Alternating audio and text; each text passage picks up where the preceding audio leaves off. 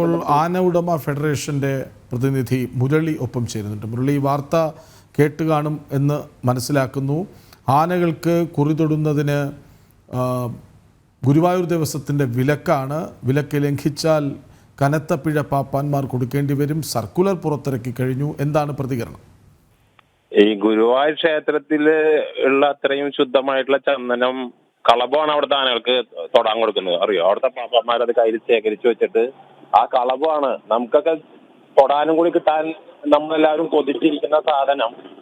അത് ആനകൾക്ക്, ഗുരുവായൂരപ്പന്റെ മുതലുകൾക്ക് അത് കൃത്യമായിട്ട് അവര് ഭംഗിയോടുകൂടി തൊടിയിച്ച് ആ ഭഗവാന്റെ ഒരു സ്പർശം ആ ഒരു ഭക്തി നിർഭരമായിട്ട് അതിന് ആ കുറി വരച്ചാണ് അവര് ഓരോ എഴുന്നള്ളിപ്പിനും കൊണ്ടുവന്നത്.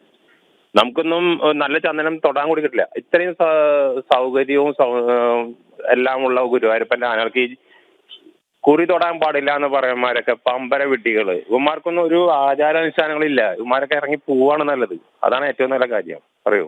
ഈ ആനച്ചന്തത്തെ ചോദ്യം ചെയ്യലല്ലേ ശരിക്കും? ആന ചന്തല്ലല്ലോ. എന്നാ പിന്നെ കാട്ടിലുള്ള ആനകളെ പോയി കണ്ടാ പോരെ? നാട്ടാനകൾ എന്ന് പറഞ്ഞാൽ എന്താണ്? നമ്മളോട് ഇണങ്ങി, നമ്മളോട് സ്നേഹിച്ച്, നമ്മളോടൊപ്പം ജീവിക്കുന്ന ജീവികളാണ്. നമ്മൾ നമ്മുടെ വീട്ടിലെ എത്ര വളർത്തുമൃഗങ്ങൾക്ക് എന്തെല്ലാം ചെയ്യാറുണ്ട് നമ്മള്. ഫോറിൻ രാജ്യങ്ങളിൽ പോയി കഴിഞ്ഞാൽ നിക്കറിട്ടുള്ള നായ്ക്കളെയും ഇതുമെല്ലാം നിങ്ങൾ കാണുന്നില്ലേ? നിങ്ങളൊക്കെ എല്ലാം മാധ്യമങ്ങൾക്ക് അറിയണമല്ലേ അത്. നിക്കറിട്ടുള്ളത് നായ്ക്കള്, പൂച്ചകള് എല്ലാവരും അവരൊക്കെ അത്രയും വീട്ടിലൊരു അംഗത്തമാരി കൊണ്ട് അതിനേലും വളരെ സ്നേഹത്തിലാണ് നമ്മളിവിടെ ആനകളെ കൊണ്ടു നടക്കുന്നത്. ഈ ഇത്രയും ഭോഷ്കമായിട്ടുള്ള തീരുമാനം എടുക്കുക. ഒരു തുണിക്ക് എത്ര ഇത് വരും? എന്ത് പോയാലും എന്ത് ഭഗവാന്റെ ആനകൾ അഴകോടുകൂടി നിൽക്കുന്നത് കാണാനല്ലേ നമുക്ക് എല്ലാവർക്കും താല്പര്യം. വളരെ മോശമായിട്ടുള്ള തീരുമാനം.